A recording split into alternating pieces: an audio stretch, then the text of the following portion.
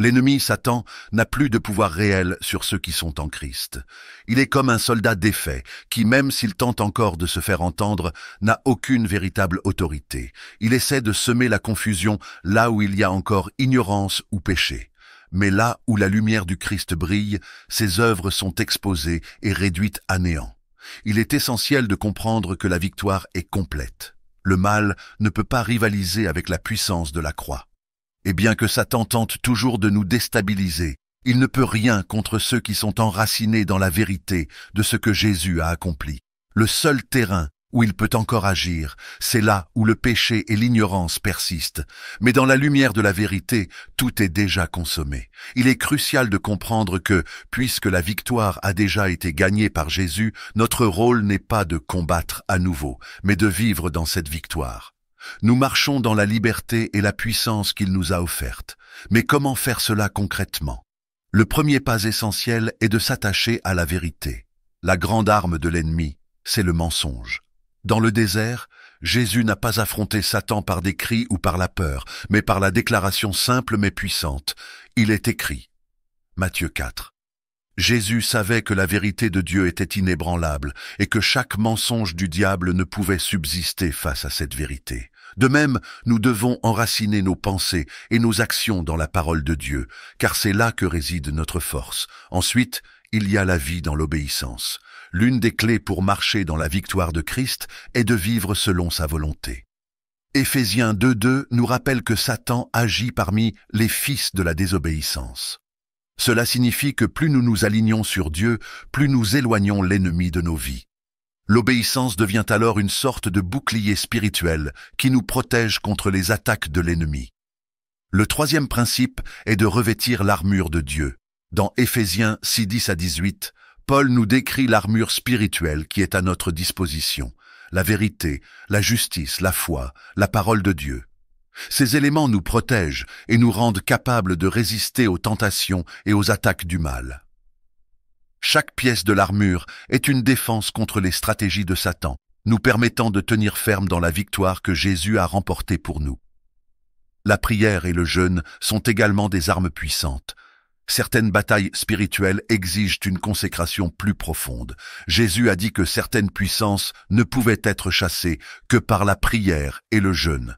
Marc 9:29. Ces pratiques renforcent notre foi et nous permettent de rester proches de Dieu, prêts à résister à toute influence démoniaque. Enfin, la proclamation de l'Évangile est une arme redoutable contre les forces du mal.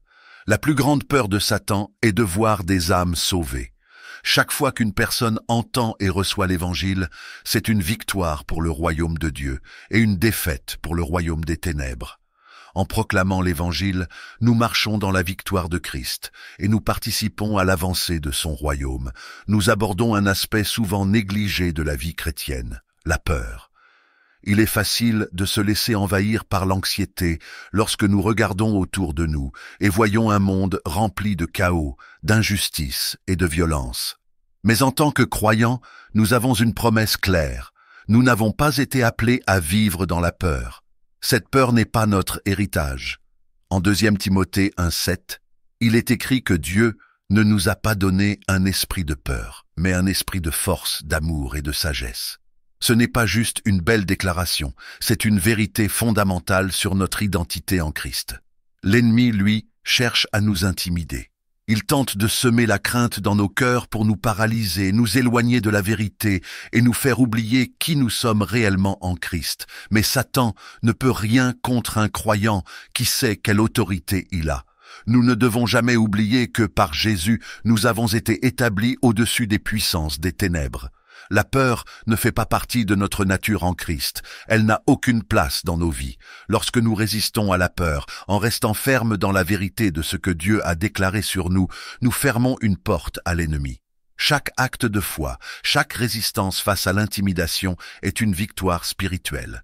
L'ennemi ne peut agir là où il est confronté à la vérité et à la puissance de Dieu. C'est dans ces moments de résistance que nous affirmons notre position en Christ et que nous rappelons à l'ennemi qu'il est déjà défait.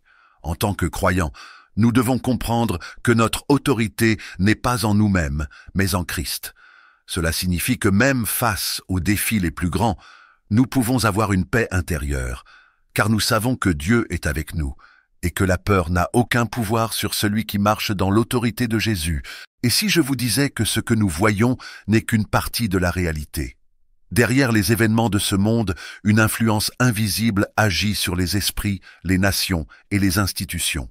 La Bible nous révèle que notre combat ne se limite pas aux problèmes physiques ou politiques, mais qu'il s'agit d'une guerre spirituelle bien organisée.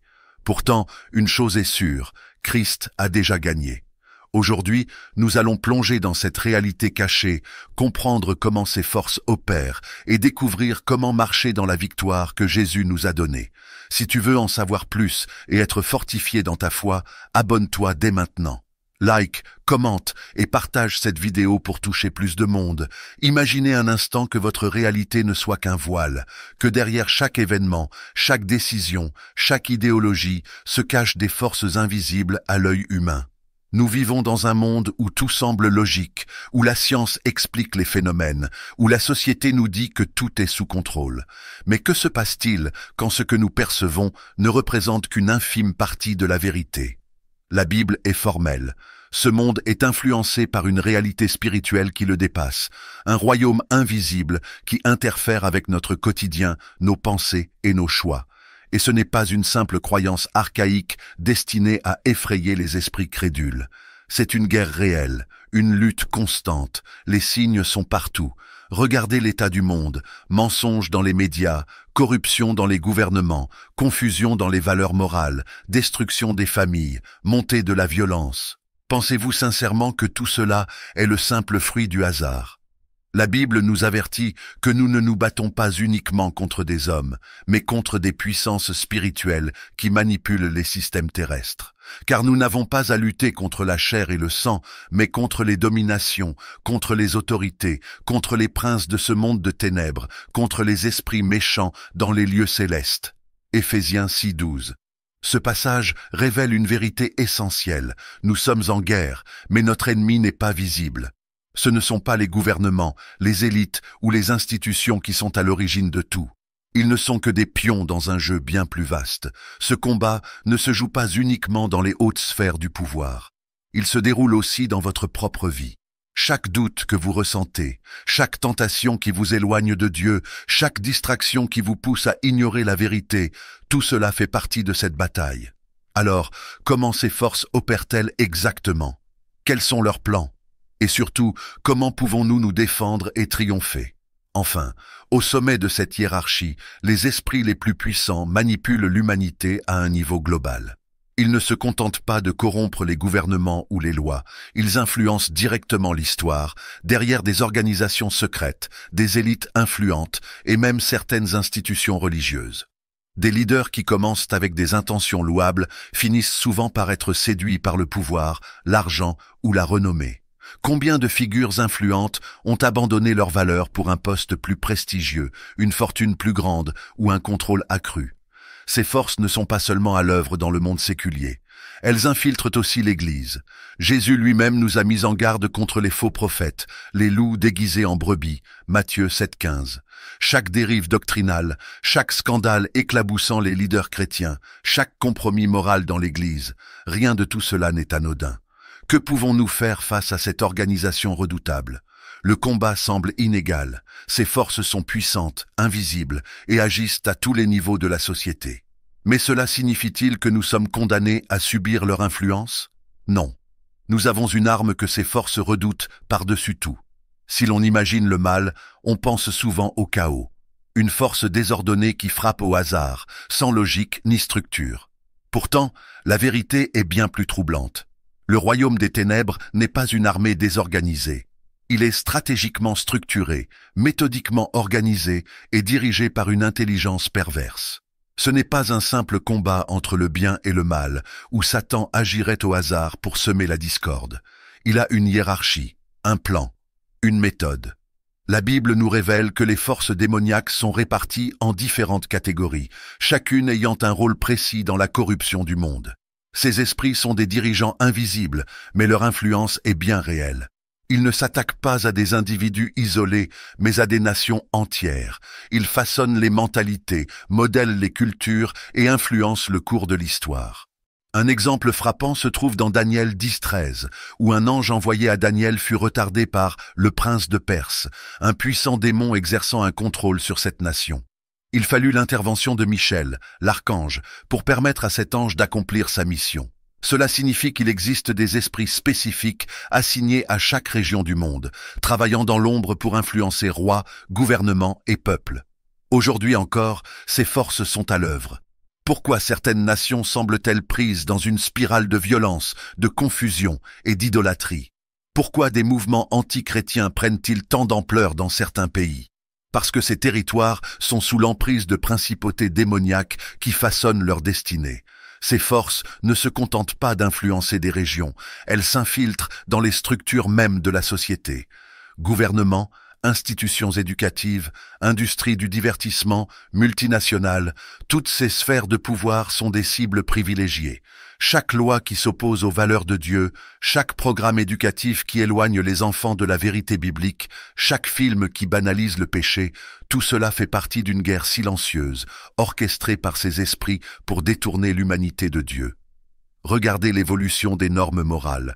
Ce qui était autrefois impensable est aujourd'hui encouragé, glorifié, imposé.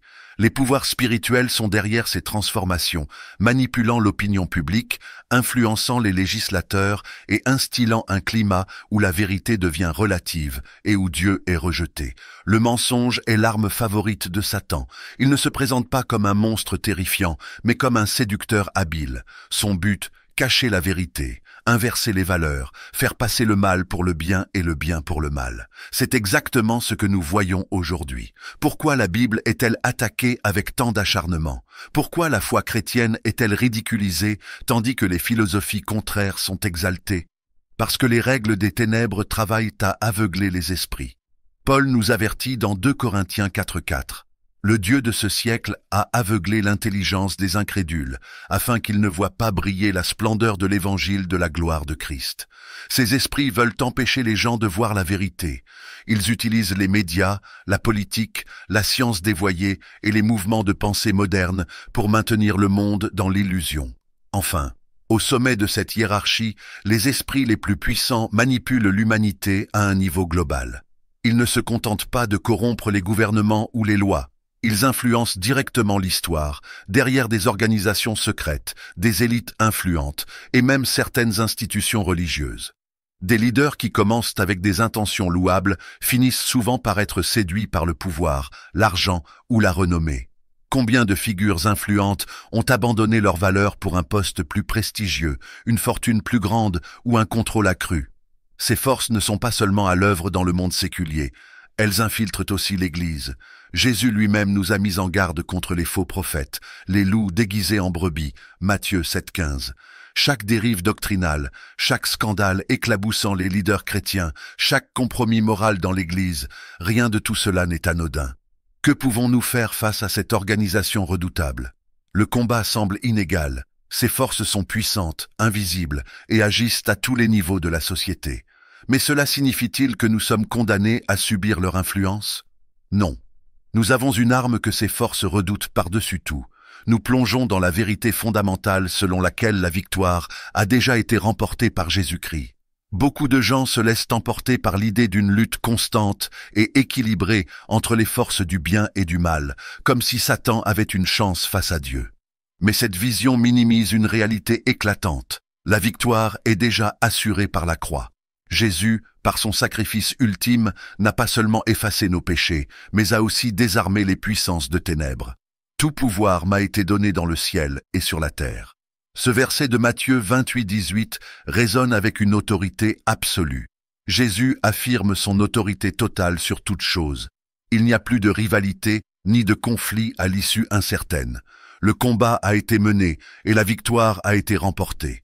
Cette déclaration n'est pas seulement une vérité théologique, elle est une réalité vivante qui doit se manifester dans nos vies quotidiennes. La croix de Jésus a abattu toutes les forces du mal, les a exposées publiquement et a triomphé d'elles. Dans Colossiens 2:15, nous voyons une image radicale de cette victoire. Jésus a dépouillé les dominations et les autorités, les livrant à la honte publique.